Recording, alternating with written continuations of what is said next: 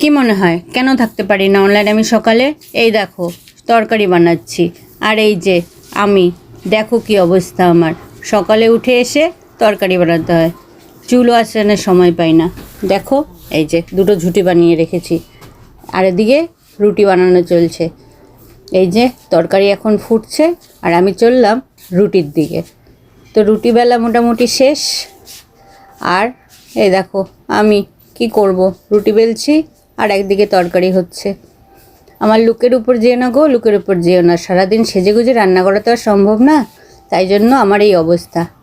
বলছি আমি করো না, কিন্তু আমার মা, কি করা যাবে, এই যে সম্পূর্ণ নিতে হবে তার। আর এখন চলছে রুটি বানানো, বুঝলা।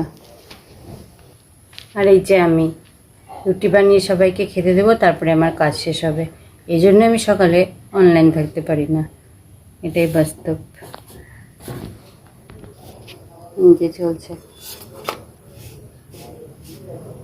শেষ পর্যন্ত রুটি হয়ে গেছে, এই যে